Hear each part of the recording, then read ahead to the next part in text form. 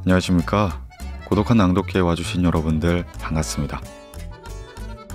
오늘 고독한 낭독회에서는요 18사략 두 번째 편 준비했습니다. 네, 지난 낭독회 때 18사략 책을 한번 낭독해 드렸었죠. 이후 속편 요청이 많이 있으셔서 이번에 두 번째 편 낭독회를 열게 되었습니다. 오늘 18사략에서 다룰 내용은요 중국 주나라 때부터 춘추시대까지의 내용이 담겨 있습니다.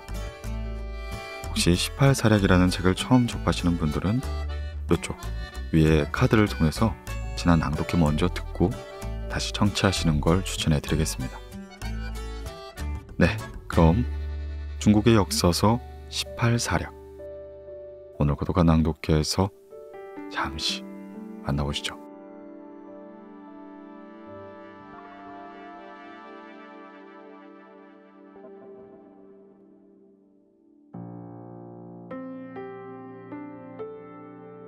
주나라 강태공. 주나라 무왕의 성은 희씨요 이름은 발로서 후직의 16대 손이었다. 후직의 어머니는 강원으로 계곡의 부인이었다.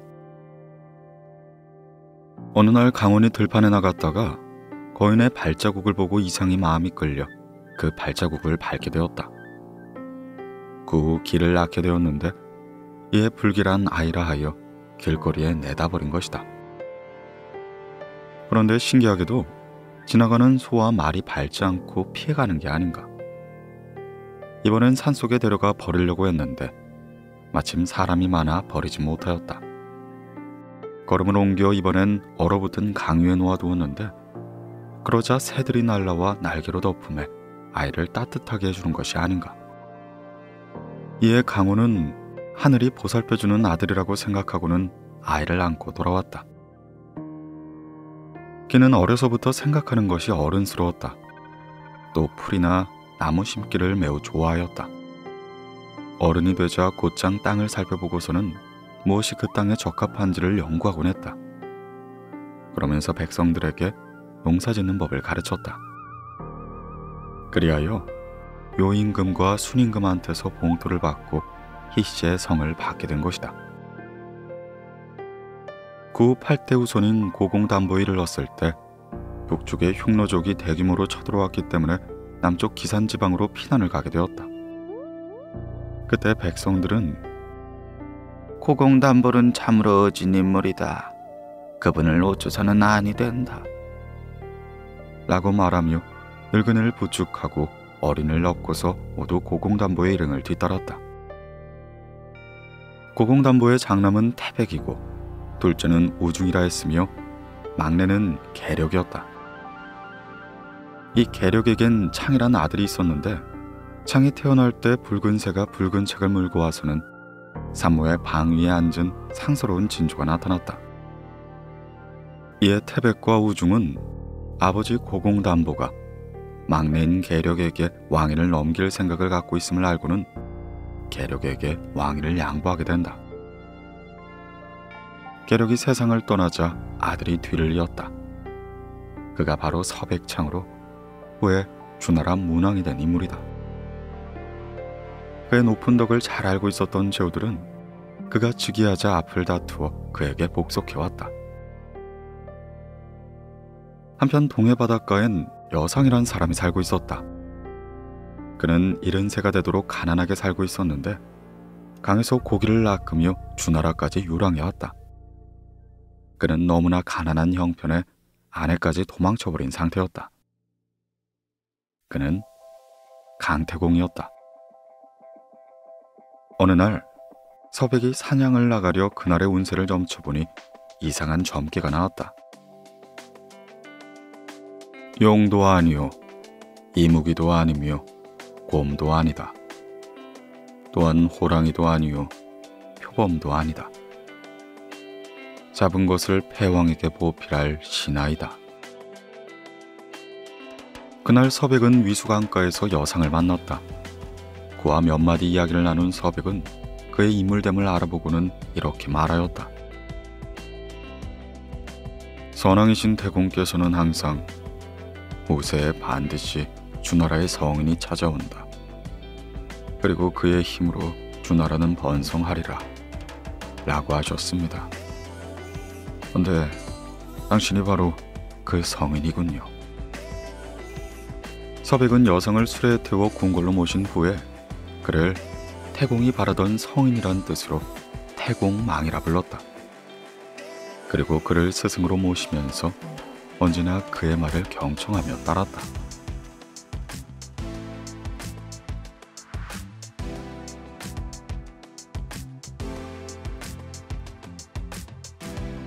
은나라를 멸망시키다.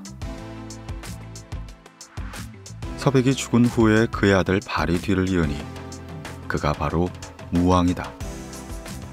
당시 은나라 주왕의 횡포는 날이 갈수록 심해졌는데 마침내 무왕은 은나라를 치기로 결정한 뒤에 친히 선두에 나서 출전하게 된다. 이때 은나라의 충신 백이와 숙제가 무왕을 찾아와서는 이렇게 말하였다.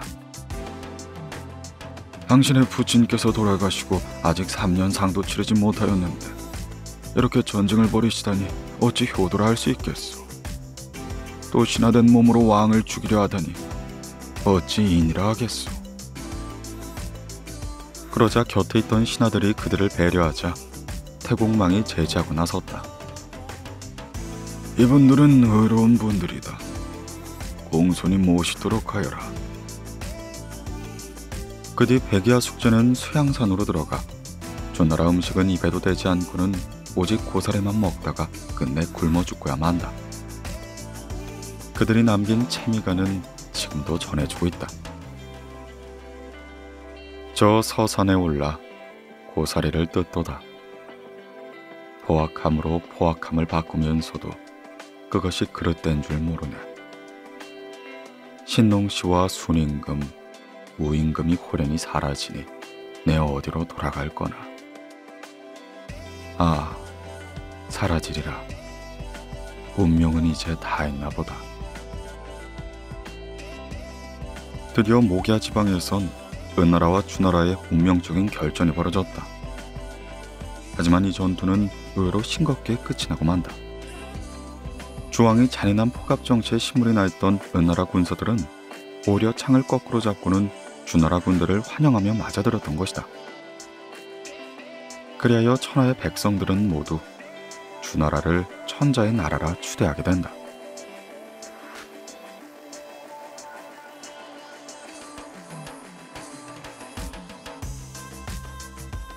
어떻게 나라를 다스려야 하는가? 그 뒤 무왕이 죽고 태자 송이 들어섰으니 그가 바로 성왕이다. 당시에 성왕은 아직 어렸기 때문에 무왕이 아우였던 주공이 섭정하면서 실질적인 모든 권한을 행사했다. 이때 무왕의 아우였던 관숙과 채숙이 이런 유언비어를 터뜨렸다.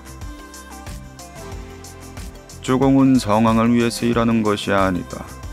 오히려 나라를 빼앗으려 하고 있다. 이에 죽은 은나라 주왕의 아들인 녹보를 앞세워 반란을 일으키고 만 것이다. 주공이 단호하게 그들을 토벌하려 하자 왕실 내부에선 반대 의견이 많았다. 그러나 주공은 이렇게 선언했다. 만약 이러한 일들을 방치한다면 애써 이룩한 선왕의 위협이 순식간에 무너지고 말 것이다. 주공은 스스로 군대를 이끌고 진압에 나섰는데 3년 만에 관숙과 녹보를 죽이고 채숙을 멀리 추방하게 된다. 7년이 지나 성왕이 장성하자 주공은 섭정을 그만두고는 모든 정사의 권한을 되돌려주게 된다. 주공은 섭정하는 동안 관제를 새로 정하고 새로운 주나라 예약을 정하는 등 주나라의 기틀을 확고하게 세워놓았다. 이렇게 새로운 나라의 기반이 확립되고 모든 국가적 제도가 이루어진 이 기간을 성강지치라 한다. 이때 모든 제도는 이후 후세에 이르기까지 가장 모범적인 본보기가 되었다.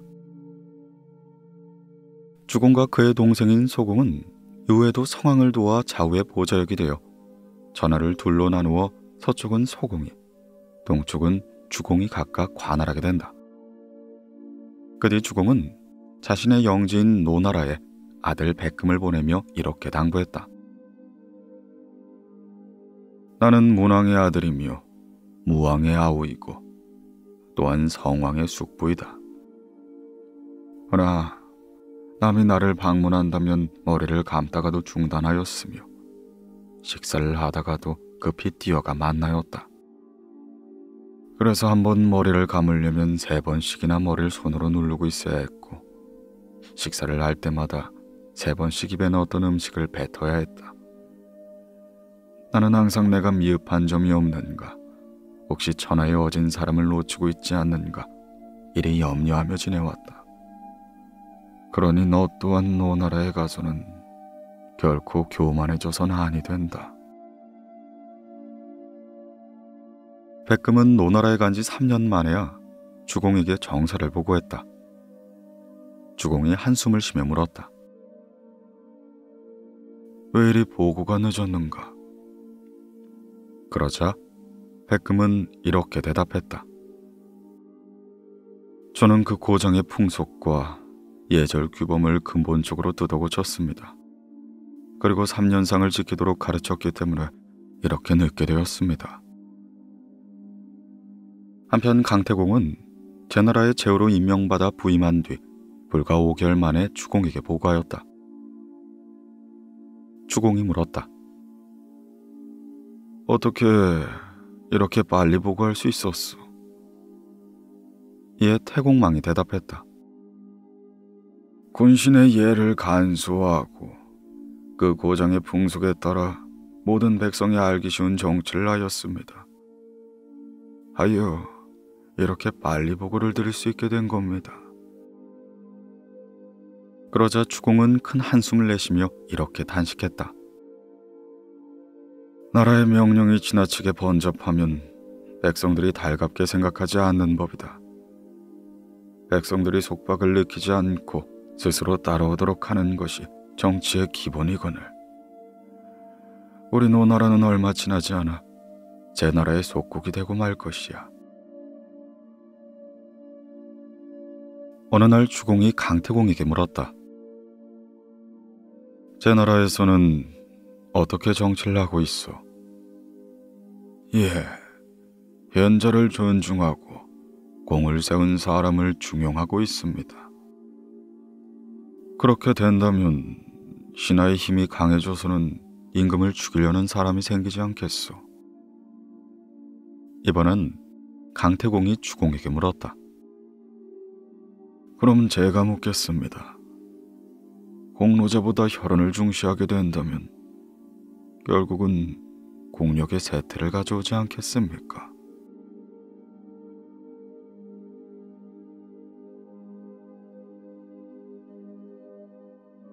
피리 소리, 구슬피 땅을 울리니. 성왕이 죽고 아들 강왕이 대를 이었는데 성왕과 광왕 두 시대에 걸쳐서는 천하가 태평하여 형법이 존재하긴 했지만 40년 동안 그것을 쓸 필요조차 없을 정도였다. 그렇게 강왕이 죽은 후 아들 소왕이 그의 뒤를 잇게 되었다. 그런데 소왕은 남쪽 지방으로 시차를 나가 초나라에 이르렀을 때 악교칠 난 배를 탔다 물에 빠져 죽고 만 것이다. 이에 모강이 그 뒤를 이었다. 당시 말을 다루는 기술이 뛰어났던 조보라는 사내가 있어 왕의 총애를 받게 되었는데 언젠가 왕은 8필의 준말을 얻어 조보에게 말을 몰게 하며 천하를 두루 돌아다니며 가는 곳마다 자신의 수레바퀴와 말발자국을 남겨놓으라 했다. 모강이 황하의 상류를 거슬러 올라가 곤륜산에 오른 뒤 다시 서쪽으로 수천리를 갔을 때 미모가 뛰어난 선녀 서왕모가 산다는 신선의 나라에 도착하게 되었다. 서왕모는 아름다운 연못으로 유명한 요지에서 그들에게 주연을 베풀며 모강 일행을 극진히 대접했다. 이에 모강은 서왕모와 흥겹게 놀면서 나라가 돌아가는 것조차 잊고야 만다. 마침내 작별의 순간이 오자 두 사람은 서로의 이별을 아쉬워했다. 서왕모는 모강에게 술을 권하더니 폐하, 오래오래 사시옵고 꼭 다시 한번 오십시오 라고 말하며 눈물을 닦으면서 작별의 노래를 불렀다. 후세의 시인들은 이들의 만남을 이렇게 시로 노래하였다. 요지의 서왕모가 비단 창문을 활짝 여니 8마리 준마는 하루에도 3만 리를 달릴 수 있건만 모강은 무슨 일로 다시 올 줄 모르는가. 이 틈을 타 서나라의 영왕이 반란을 일으키게 된다. 그 소식을 전해 들은 조부는 날듯이 말을 달려 돌아와 반란을 진압하게 된다. 모강이 죽은 후에 그의 아들 공왕이 즉위하게 된다. 공왕은 여행을 매우 즐기는 인물로 어느 날 위수부근에 사냥을 나가게 되었다. 당시 위수부근엔 밀국이란 소국이 있었는데 밀국의 영주 강공은 공왕을 정중히 맞아들이고는 잔치를 베풀게 된다. 그리고 강공의 곁에는 아리따운 미녀가 시중을 들고 있었다. 공왕은 이 미녀가 마음에 들었다. 강공의 어머니인 공왕의 마음을 알아채고는 강공에게 미녀를 공왕에게 바치라고 눈짓하였지만 강공은 듣질 않았다. 아니나 다를까 공왕은 강공에게 그 미녀를 달라고 말하였다. 그러자 강공이 말하였다. 아유, 안 될 말이요. 주기엔 너무 아깝습니다. 일개 소국에서 여자 하나 때문에 창피를 당한 공왕은 이내 돌아오자마자 밀국을 토벌해버렸다. 이러한 소문이 널리 퍼지자 그때부터 먼 나라에서 온 조공이 들어오지 않았고 제후들의 불만 또한 높아져만 갔다.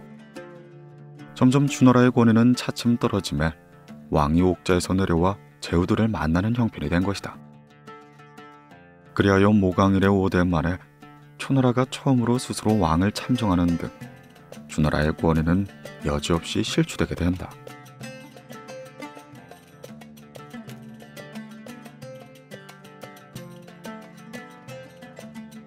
백성의 입을 막음은 물을 막는 것보다 나쁘다. 세월이 흘러 여왕의 시대가 되었다. 여왕은 성격이 포악하고 교만했으며 매우 탐욕스러웠다.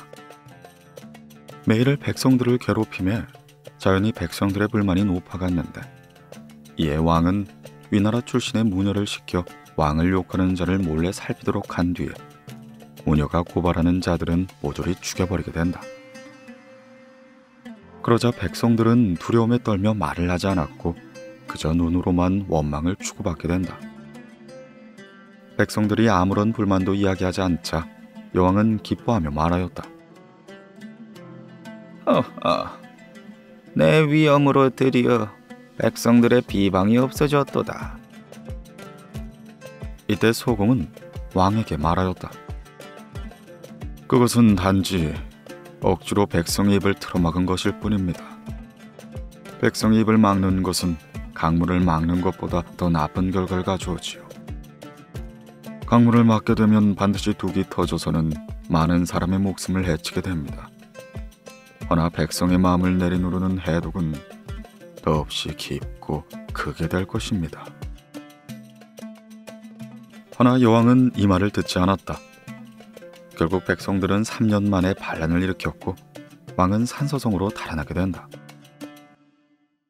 이렇게 하여 나라에 왕이 없는 상황이 벌어지자 주공과 소공 두 재상이 협력하여 나라를 다스렸는데 이 기간을 공하라 부른다. 현재 왕정에 대비되어 사용되는 공화국이란 말이 이때 비롯된 것이다. 사마초는 사기에서 공화가 시작되는 해, 즉 기원전 841년부터 연표를 정확히 만들고 있다. 그 14년이 지나 여왕은 죽고 아들 선왕이 대를 잇게 된다. 그는 어진 사람을 등용하고 유능한 사람을 우대했다. 그 중에서도 소목공, 방숙, 윤길보, 중산모 등 현명한 신하들은 왕을 잘 보좌했다. 선왕은 이들과 함께 정치와 외교에 힘을 썼으므로 주나라의 왕조는 다시 중흥을 맞이하게 된 것이다. 허나 선왕 39년 강족에게 대패하는 등의 선왕 말년에 이르러 나라가 급속히 쇠퇴하게 된다. 이어 선왕은 패배를 서력하기 위해서 요민이라는 호구조사를 실시하게 된다. 이는 병사와 인부 징용, 세금 징수를 위한 것이었는데 백성들의 원성은 높아져만 갔다. 이렇게 되자 신하들 역시 전쟁의 불리함을 거듭 상소하였다. 선왕 43년, 충신이었던 두백이 왕명을 거역했다는 이유로 참수되게 된다. 그러자 두백의 친구 자유는 내 임금의 잘못을 밝히고 두백의 무죄를 증명하겠다 라며 자신 또한 자교라고 말했다. 그 뒤 3년 뒤 선왕이 포전 지방으로 사냥을 나갔을 때 멀리서 조그만 수레가 달려오고 있었다. 말과 수레는 모두 흰색이었는데 그 안에는 빨간 옷에 빨간 관을 쓰고 빨간 활과 화살을 가진 두 사람이 타고 있었다.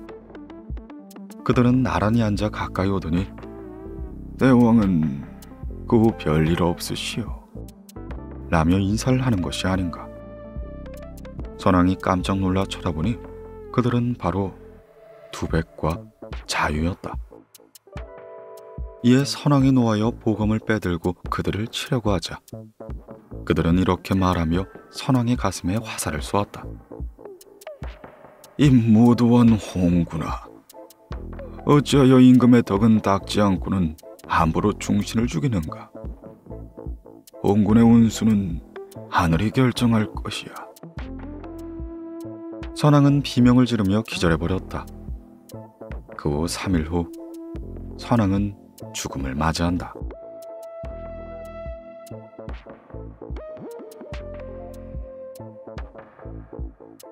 경국지색 포사. 선왕이 재위 46년 만에 죽은 후 아들 유왕은 왕에 올랐다. 당시의 거리에서는 아이들이 이런 동료를 불렀다. 삼복나무로 만든 활과 가느다란 풀로 만든 화살통. 주나라를 망치네, 주나라를 망치네. 마침 그 무렵 삼복나무로 만든 활과 화살을 팔고 다니는 부부가 있어서 왕은 곧장 그들을 잡아들이도록 명령했다. 이에 부부는 놀라 달아나다 밤에 길에서 울고 있는 어린 계집아이를 보게 된 것이다. 부부는 아이를 불쌍히 여기고는 그 아이를 데리고 포나라로 도망갔다. 시간이 흐른 뒤 어느 포나라 사람은 유왕에게 죄를 지은 일이 있어 용서를 빌기 위해 여자아이를 바쳤다. 바로 그 여자가 옛날 뽕나무 활장수 부부가 주워 기른 포사였던 것이다. 유왕은 포사를 보자마자 흠뻑 빠져들게 된다. 허나 포사는 웃는 법이 없었다. 아무리 유왕이 웃게 만들려 애를 써도 절대 웃질 않았다. 그러던 어느 날 한 병사가 실수하는 바람에 봉화가 울려졌다. 봉화가 울려지면 외적이 침입했다는 표시이기 때문에 각지의 제후들이 군사를 이끌고 허겁지겁 달려오는 것이다. 그런데 이게 웬일인가? 그렇게 웃지 않던 포사는 제후들과 군사들이 허겁지겁 달려오는 모습을 보고는 크게 웃어대는 것이 아닌가. 그날부터 봉화가 시시때때로 올려졌다. 포사의 웃음을 보기 위해 유왕이 시킨 것이었다. 봉화가 오를 때마다 포사는 매번 크게 웃어댔다. 그러던 어느 날 정말로 북쪽에서 견융족이 밀물처럼 쳐들어오게 된다. 유왕은 황급히 봉화를 울렸지만 제후들은 아무도 달려오지 않았다. 마침내 유왕은 어느 누구의 도움도 받지 못한 채 여산의 산기슭에서 피살되게 된다.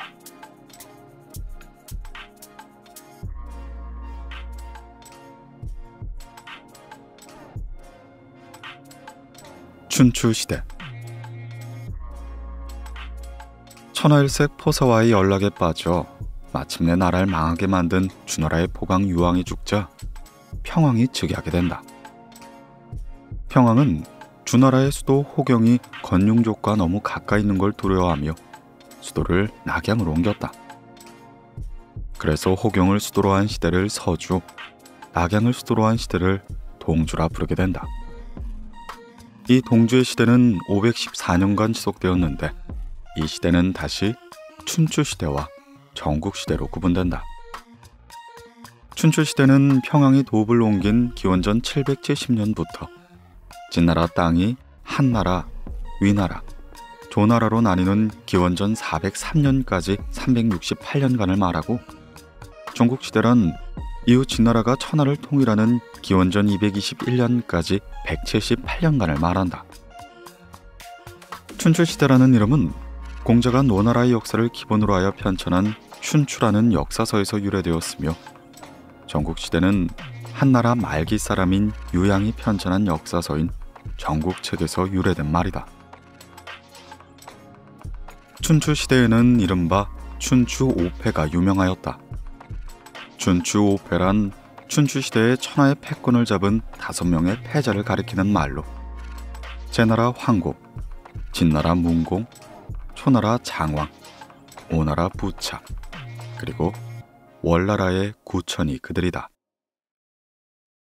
제나라의 황공은 천하제일의 명신 관중의 보좌를 받들어 주나라를 대신하여 천하를 호령하였는데, 그는 제후들에 의해 최초의 패자로 추대된다. 그 후에는 19년이나 망명생을 냈던 방랑공자, 진나라 문공 중위가 패자가 된다. 한편 남쪽의 강대국 초나라는 장왕시대를 맞이하여 그 세력이 강성해졌고, 주나라에 쳐들어온 견융족을 초벌한 뒤에 패자가 되었다. 이후 남쪽의 새로운 강자로 떠오른 오나라와 월나라 사이에 사투가 벌어졌다. 그리고 결국 월나라 구천이 최후의 승자가 되면서 춘추시대는 막을 내린다.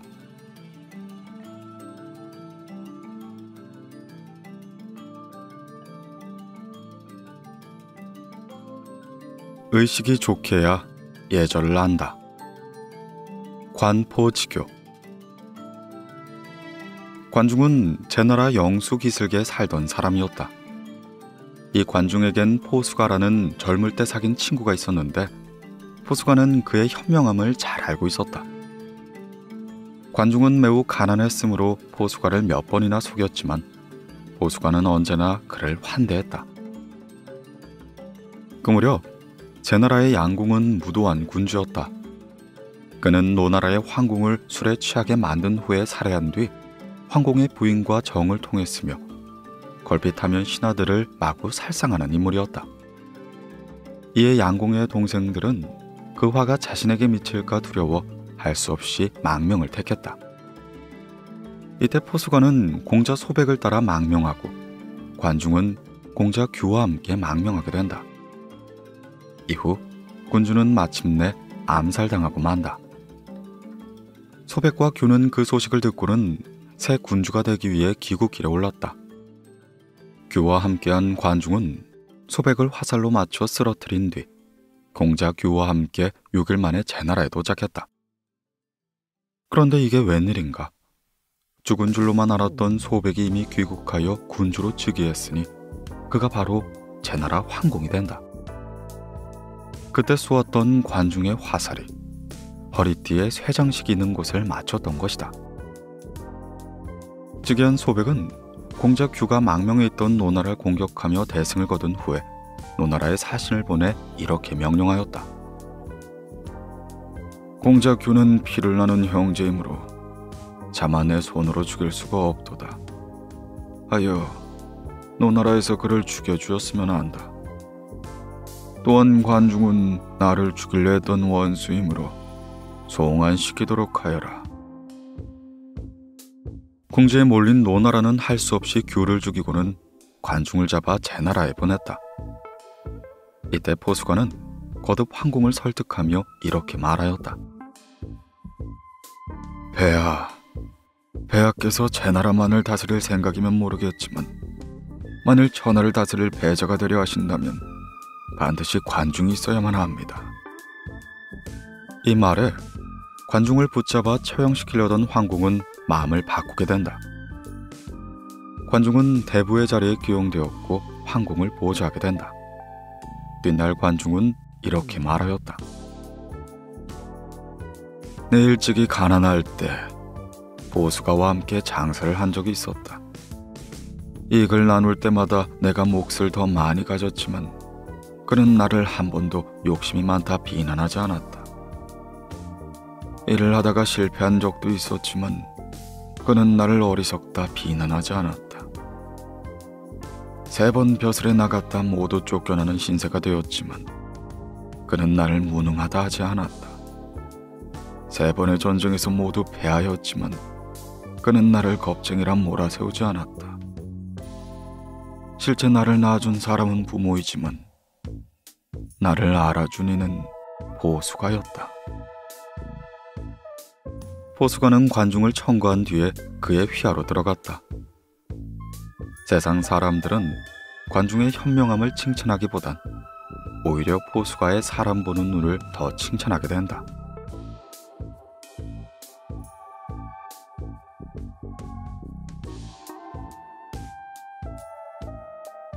주는 것이 받는 길이다. 제나라의 재상이 되어 정치를 맡은 관중은 해산물을 받아 얻은 재물로 나라 살림과 군비를 튼튼히 하였다. 또한 백성들과 더불어 즐거움과 괴로움을 함께했다. 관중은 이렇게 말했다. 창고가 가득해야 예절을 알고 의식이 충분해야 영역을 안다. 예의를 알지 못하면 나라가 망하게 된다. 명령을 내리면 마치 물이 낮은 곳으로 흐르듯 민심을 순응하게 해야 한다. 관중은 화가 될 일은 복으로, 실패를 돌이켜서 성공으로 만드는 정치를 하였다. 그는 일의 경중을 살펴서는 언제나 균형을 잡았고 명분을 중시하였다. 언젠가 황공이 뱃놀이를 했는데 빈 소희가 황공을 놀라게 했기 때문에 화가 난 황공은 소희를 친정인 채나라로 쫓아냈다. 이러한 관계가 정리되기도 전에 채나라에선 소희를 다른 곳으로 시집을 보냈는데 이에 크게 화가 난 황공은 채나라를 공격하게 된다. 그리고 그 여세를 몰아 초나라가 주나라 왕실에게 곡물인 띠풀 묶음을 바치지 않았다는 이유로 초나라까지 공격하고 만 것이다. 게다가 황공은 이웃인 노나라와 싸워 이기게 되었으므로 노나라의 땅 또한 거의 빼앗게 된다. 노나라엔 조말이란 장수가 있었다. 어느 날 노나라와의 회담이 벌어지고 있을 때 조말은 갑자기 단상에 뛰어올라 황공에게 비수를 들이대면서 그간 빼앗은 노나라의 땅을 모두 되돌려달라 협박했다. 황공은 위기를 모면하고자 그 요구를 허락하였는데 이후 조말이 내려간 뒤 그 일을 없었던 것으로 하려 했으나 관중은 이렇게 말하였다. 폐하께서 협박을 당해 어쩔 수 없다고는 하시겠지만 어디까지나 약속은 약속입니다. 그것을 없던 것으로 하고 상대를 죽인다면 이는 신의를 저버리는 처사이지요. 일이 되어 제후들의 신의를 배반하게 된다면 분명 전하로부터 따돌림을 당하게 됩니다. 주는 것이 곧 받는 길입니다. 작은 이익에 만족하신다면 전하의 명성은 스스로 버리게 될 뿐입니다. 이에 황공은 노나라부터 빼앗은 땅을 고스란히 돌려주게 된다. 그리고 황공의 이러한 행동은 제후들에게 높은 평가를 받게 된다. 드디어 황공 7년, 제후들은 황공을 맹주로 추대하여 황공을 패자로 추대했다. 이때 관중의 제사는 제나라 왕실과 비슷했으나 백성들은 이를 비난하지 않았다. 관중이 죽게 된 후 황공은 절제심을 일구는 주색에 빠져 제나라의 국세는 급속히 기울어지기 시작했다. 관중이 병석에 눕자 문병을 간 황공이 이렇게 말하였다. 어찌 군신 중에 누가 재상이 될 만하오? 이에 관중이 대답했다. 신하를 아는 데는 죽은 만한 분이 없습니다. 그러자 황공이 물었다. 여가는 어떻소? 그는 주군의 마음을 들고자 자식을 죽이기까지 했습니다. 이는 인륜을 어긴 것으로 재상이 될 만한 인물이 못 됩니다. 그렇다면 개방은 어떻소? 그는 위나라 공자인데도 육친과 나라를 저버리고 주군의 마음에 들려고 했습니다. 이것 또한 인륜이 아니니 가까이에선 안 될 인물입니다. 그럼 수주는 어떻소? 그는 스스로 거세하여 환관이 되며 주군의 마음에 들려 했습니다. 이 또한 인륜이 아니니 불가한 인물입니다.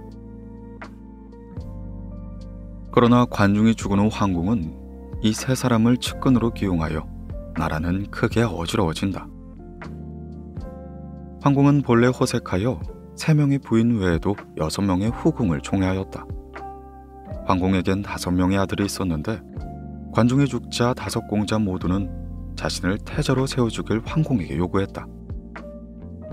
관중이 세상에 뜬 지 2년 뒤 황궁 또한 죽게 되었다. 황궁이 병으로 눕자 5공자는 각각 무리를 만들어 태자가 되려 경쟁하기 시작한다. 황궁이 사망하자 태자 자리를 놓고 서로 싸우기에 여념이 없어 공중은 텅 빌 정도였다. 그 이후 제나란 다시는 패자 자리에 오를 수가 없었다.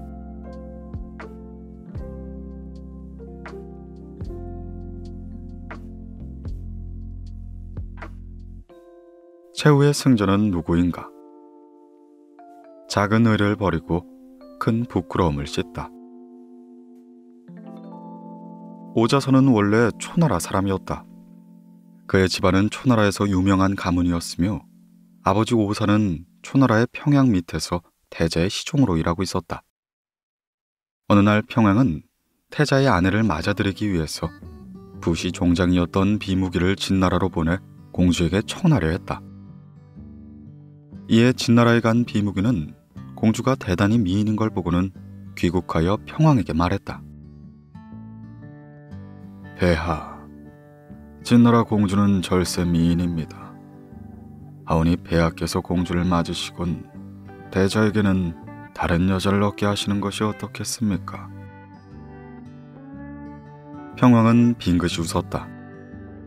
그 후 진나라 공주가 오자 비무기는 즉시 평왕에게 공주를 데려갔다. 평왕은 즉시 공주를 맞아들이며 그의 아들을 낳게 했다. 이로써 비무기는 평왕의 측근이 되어 권세를 휘둘렀다. 하지만 비무기는 평왕이 죽고 난 이후가 매우 염려스러웠다. 만일 태자가 왕이 된다면 자기 목숨을 부지할 수조차 없게 될 것이었다. 그래서 비무기는 날마다 평왕에게 태자를 헐뜯는 말을 하기 시작했다. 그렇지 않아도 아들의 여자를 빼앗아 꺼림칙했던 평양은 그 죄책감이 차츰 미움으로 변하여 태자를 멀리 추방하게 된다. 비무기는 여기에 그치지 않고는 계속해서 태자를 비방했다. 폐하, 태자는 진나라 공주일 때문에 반드시 원한을 품고 있을 것입니다. 이제 태자는 국경에 군대를 갖고 있으므로 반란을 도모할 것입니다. 의심이 생긴 평왕은 태자의 시종장 오사를 불러 캐묻기 시작했다. 그러자 오사가 말하였다. 대왕께서는 어찌 거짓말만 일삼는 소인배의 말을 믿으시고는 진하드님을 멀리하십니까? 그러자 곁에 있던 비무기가 말하였다. 폐하께서 지금 손을 쓰지 않으시면 도리어 포로가 되는 비극을 초래할 것입니다. 이 말에 평양은 당장 오사를 감옥에 가두고 사자를 보내 태자를 죽이도록 명령했다. 그러나 사자는 급히 사람을 시켜 태자에게 전했다. 어서 피하십시오. 목숨이 위험합니다. 이렇게 태자는 송나라로 달아났다. 비무기는 이번엔 오사의 가족을 죽이라고 왕에게 말하였다. 폐하, 오사에겐 아들 둘이 있는데 매우 영리한 인물들입니다. 지금 그들을 죽이지 않으면 장차 큰 화근이 될 것입니다. 다행히도 아비를 지금 잡아두고 있으니 이 아비를 인질로 삼아 그들을 불러들일 수 있을 겁니다. 왕은 즉시 사람을 보내어 두 아들을 불러오도록 했다. 너희들이 출두하면 아비를 살려줄 것이나 그렇지 않겠다면 아비를 죽일 것이다. 형 오상은 이에 응하였지만 아우 자손은 이렇게 말했다. 제가 봤을 땐 출두하면 아버지를 살려준다는 것은 새빨간 거짓말입니다. 우리가 가게 된다면 아버지와 함께 몰살당할 게 틀림이 없지요. 아우니 다른 나라로 달아나서는 훗날 기회를 보아 원수를 갚아야 합니다. 하지만 오상은 이렇게 말하는 것이다. 우리가 가더라도 아버님을 구할 수 없다는 것은 나도 잘 안다.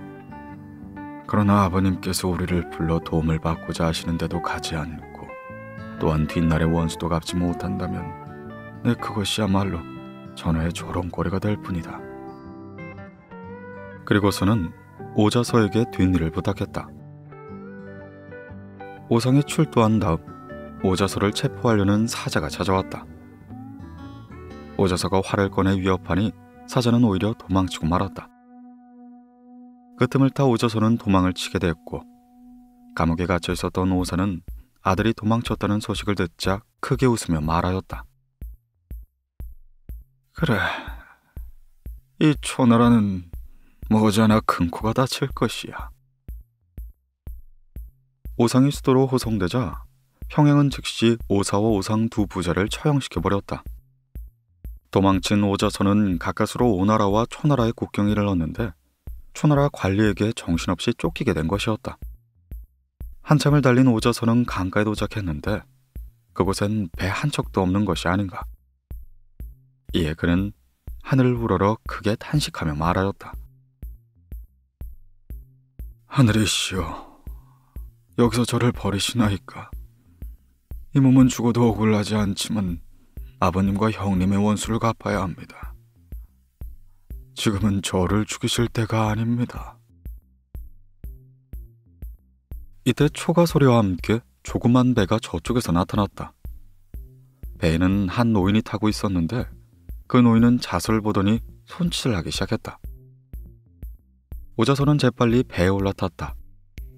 배는 양자강의 드넓은 물살을 헤치고는 쏜살같이 달렸다. 강을 건넌 후 오자서는 허리에 찼던 칼을 풀어 어부에게 주며 이렇게 말하였다. 정말 감사합니다. 여기 이 칼은 매우 값이 나가는 물건입니다. 제가 감사의 표시로 드리는 것이니 제발 받아주십시오. 예, 어부는 거듭 사양하며 말했다. 조나라에 이런 방이나 붙었어. 오자서를 잡는 자에게 조 5만 섬과 재상제를 준다고 말이야. 내가 욕심이 있었다면 그 칼 따위와 비교가 되겠어. 오자서는 간신히 오나라에 들어갔다. 하지만 병에 걸린 몸으로 먹을 것을 구걸하며 겨우 목숨을 이어가는 고생을 감수해야 했다. 그 무렵 오나라 왕은 요였고 공자 광이 장군으로 있었다. 이윽고 수도에 도착한 오자서는 공자 광을 통하여 왕을 만나게 된다.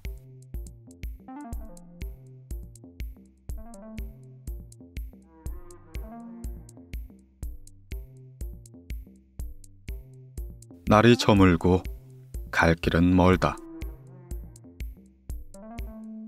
한편 초나라 평왕이 죽자 그 틈에 오나라 왕 요는 초나라를 공격했다.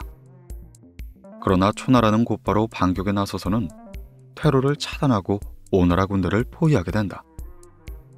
이때 오나라에 남아있었던 공자 광이 전에 오자서가 추천했던 전저라는 사람을 불러 말하였다. 이때를 놓치면 안 된다. 구하지 않고 무엇을 얻을 수 있단 말인가? 이 말에 전저가 대답했다. 여왕을 죽여야 합니다. 지금 오나라 밖으론 초나라에 포위되어 있고 안으론 병력이 텅 비어있는 상태입니다. 그 누구도 우리에게 대항할 수 없을 것입니다. 공자 광은 고개를 끄덕였다. 좋소. 그대의 몸이 나의 몸이요.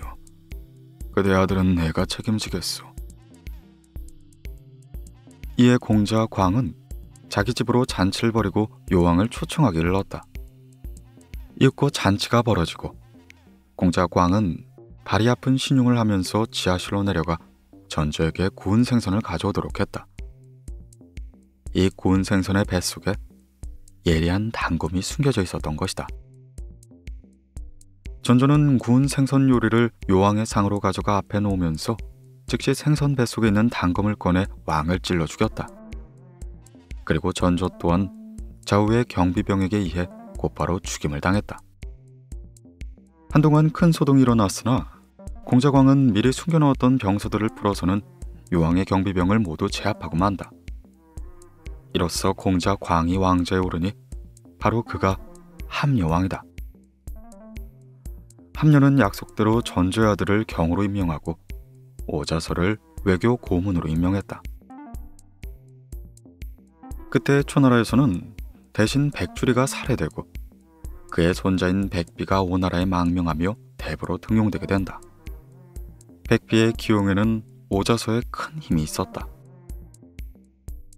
어느 날 오나라 대부인 피리가 오자서에게 살짝 물어왔다. 당신은 백비와 매우 친한 듯한데 무슨 특별한 이유라도 있는지요? 예, 오자서가 한숨을 내쉬며 대답했다. 예, 나는 초나라에서 아버님과 형님을 잃었고 백비의 가족들 역시 초나라에서 억울하게 죽었어. 피리는 조심스럽게 얘기했다. 제 생각으로는 백비는 좀 경계해야 할 인물인 듯합니다. 그의 눈은 독수리와 같고 걸음거리는 호랑이와 같습니다. 이런 사람은 반드시 명예욕이 강하고 공로를 독차지할 관상입니다. 하지만 오자소는 그냥 가벼이 넘겼다. 아무튼 함유는 잔악기나 초나라에 대한 복수만을 꿈꾸고 있던 오자소와 백비를 장군으로 삼은 뒤 초나라를 공격하여 커다란 승리를 거두었다. 이에 함유는 승세를 타고는 초나라의 수도까지 쳐들어가려 했으나 장군 손무가 이를 제지했다. 폐하, 백성들의 고통이 너무 큽니다. 조금만 더 시간을 주소서. 다음에 오나라는 초나라를 공격하여 2개의 성을 빼앗게 됐고 다시 다음해에는 월나라를 공격하여 승리를 거두었다. 그 다음에는 거꾸로 초나라가 침입해왔는데 함유는 오자서에게 대적하란 명을 내렸다.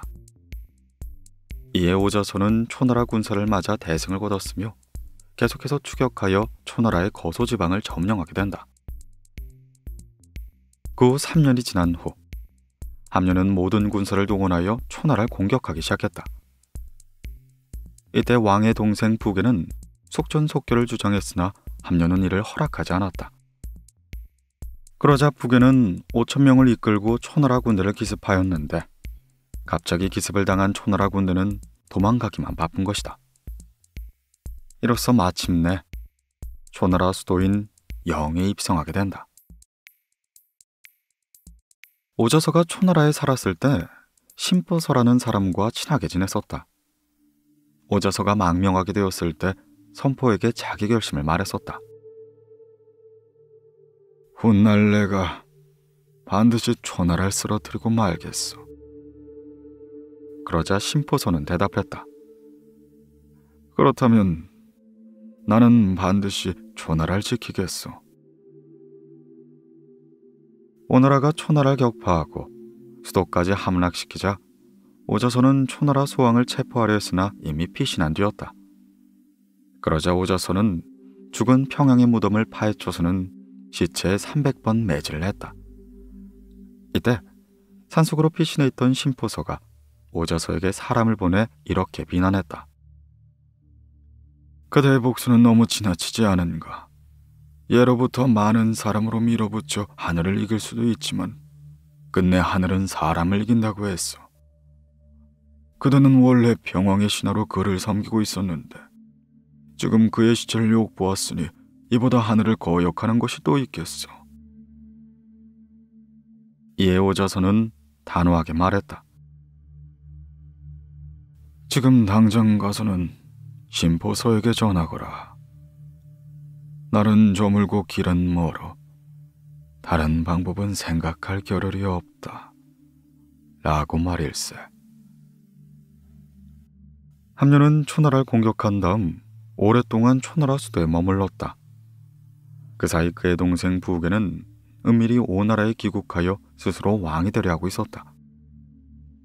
이 소식을 들은 함류는 급히 오나라로 돌아와 부계를 내쫓았다. 이 틈을 따서 초나란 진나라의 도움을 받아 오나라 군대를 격파하고 수왕은 다시금 초나라의 수도로 되돌아왔다. 이 무렵 오나라는 오자서와 손무 등의 계책을 따라 서쪽으로 강국이던 초나라를 격파하고 북쪽으론 제나라와 진나라를 제압했으며 남쪽으론 월나라를 정복하여 천하를 호령하게 된다. 그로써 오왕 함류는 천하의 패자로 군림하게 된 것이다.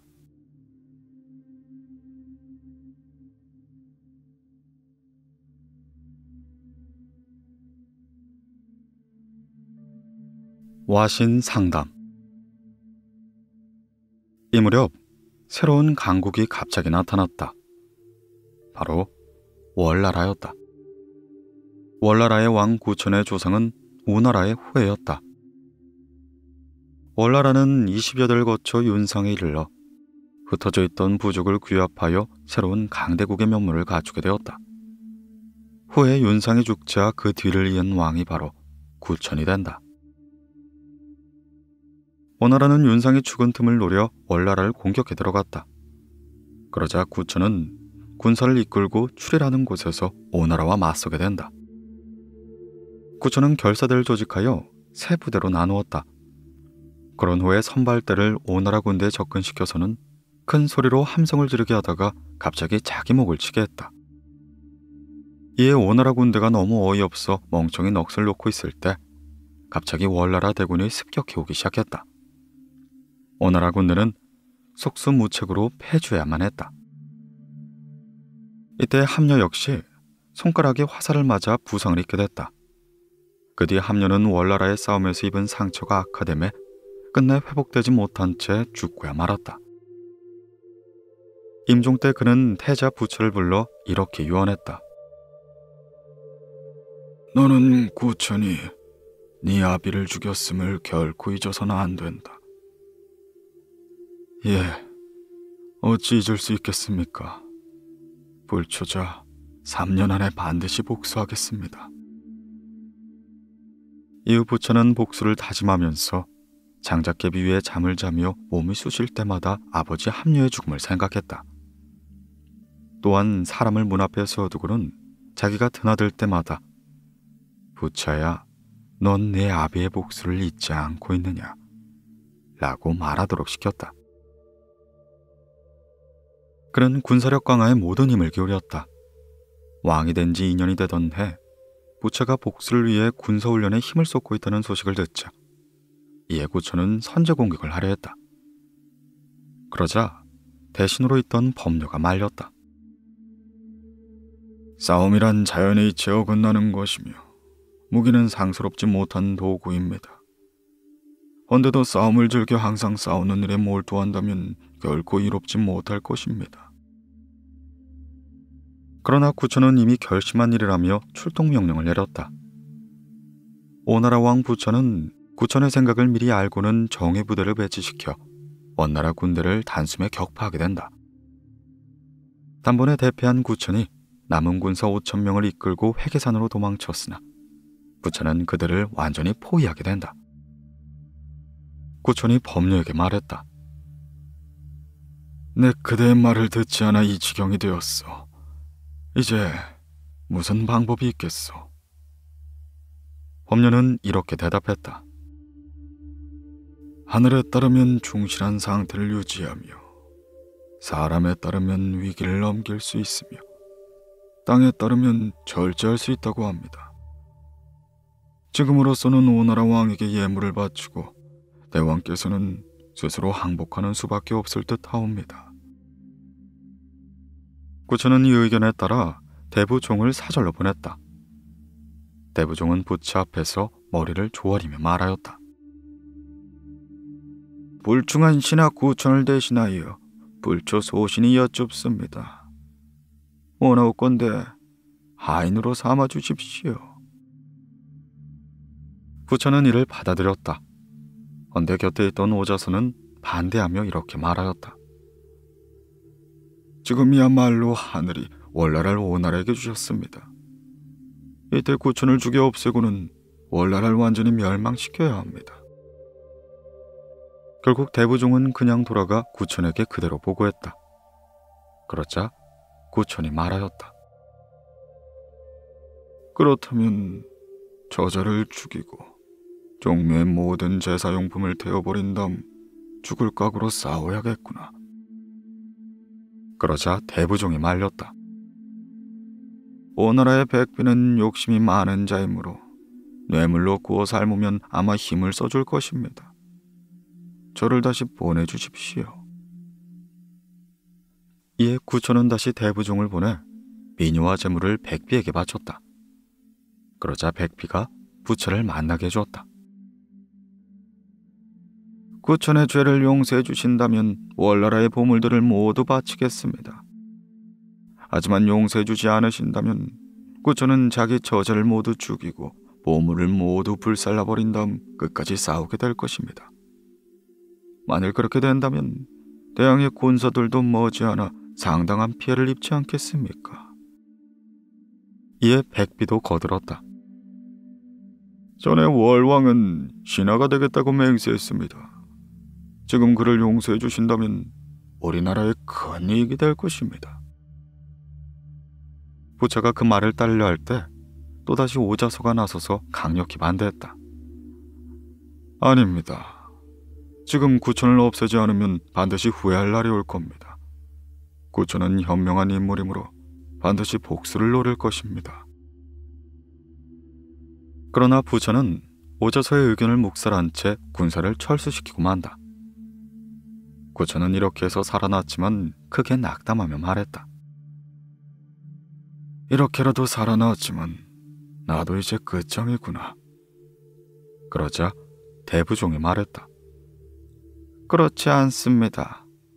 은나라 당왕과 주나라 문왕도 한때 유폐된 적이 있었고 진나라의 문공과 제나라의 황공도 고통스러운 망명 시절을 보내야만 했습니다. 그분들은 그런 어려움을 이겨내고 마침내 패자가 된 것이지요. 지금 대왕께서 겪으시는 고통도 장차 크게 성공하기 위한 시련입니다. 구천은 조용히 고개를 끄덕였다. 이후 구천은 복수를 다짐하게 된다. 언제나 곁에 쓸개를 걸어두고 음식을 먹을 때마다 쓸개의 쓴맛을 맛보면서 백예산의 추억을 잊지 말자 다짐하고 또 다짐하였다. 구천은 이에 그치지 않고 스스로 밭에 나아가 일을 하고 그의 처도 스스로 물레를 돌리며 옷감을 짰다. 그는 백성이나 다름없는 생활을 받아들인 것이다. 그리고 유능한 신하에겐 고개를 숙여 가르침을 받았고 외국에서 온 손님들은 정중히 대우했다. 한편 구천은 모든 국정을 법녀에게 맡기고자 하였는데 법녀는 사양하며 말하였다. 군사에 관한 것이라면 제가 혹시 나을지도 모르나 국가를 운영하고 많은 신하를 거느리는 일은 대부종이 적임자입니다. 그리하여 국정은 대부종이 맡게 되었고 법녀는 인질로 오나라에 갔다가 3년 만에 귀국하게 된다. 이렇듯 구천은 와신 상담하며 복수의 길을 노리면서 신하의 신뢰를 얻는 데 힘을 쓰고 민생을 안정시키는 데 전념하게 된다.